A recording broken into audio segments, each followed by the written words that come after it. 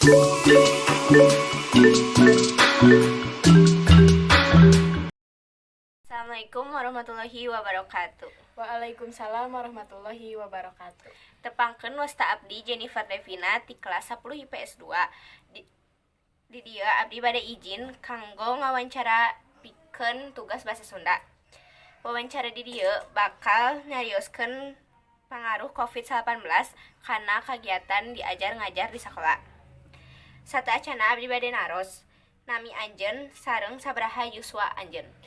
Perkenalkeun nami abdi Salsa Yulia, yuswa abdi 18 tahun. Tiasa kuring terang kumaha kagiatan anjeun ayeuna.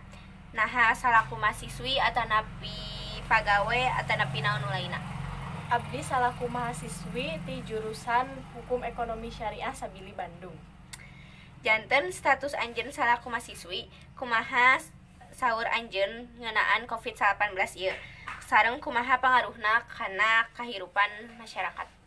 Pendapat abdi ngeunaan virus COVID-19 ieu nyaeta bahaya anu nyata ayana sareng tiasa nginfeksi saha wae sekalian gancang. Gejala anu disebabkeunna sami sareng gejala anu biasana. Ngan ieu mah tiasa lebih gancang nyebarna kanu gaduh penyakit tertentu.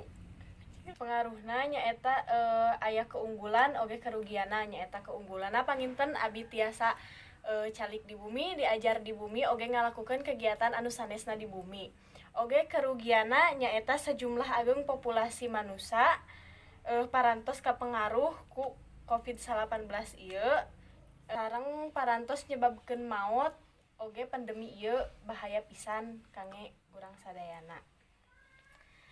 Salanjutna kuring bakal naroskeun ka patarasan anu utami. Kumaha saur anjeun ngeunaan COVID-19 ieu kana proses diajar ngajar di ka sakola. Ya panginten kesulitan sarana prasarana PJJ dilaksanakeun diajar online kedah ngagaduhan fasilitas anu lengkap. Anu gaduh telepon tapi henteu ngadukung kana internet. Oge aplikasi anu diperyogikeun kangge sakola. Guru sareng murid ngabutuhkeun fasilitas anu ngadukung kangge belajar mengajar. Jaringan internet sanaos aya tapi sering henteu stabil sareng ieu anu tiasa ngapengaruhi jadi halangan kangge mode diajar online anu dipilih ku tiap sakola. Naha aya pesan yen kaharep salaku mahasiswi dina kaayaan ayeuna. Ku mahasiswi anu kedah ku urang dilakukeun nyaeta janten agen sosialisasi pikeun masyarakat ngeunaan bahaya sareng cara nyegah virus COVID-19 ieu. Urang oge kedah nyaring informasi anu bener ayana ameh henteu nimbulkeun hoax ti pihak anu henteu bertanggung jawab. Sakieu wawancara ngeunaan COVID-19, hapunten bilih aya salah kata tanapi kakirangan.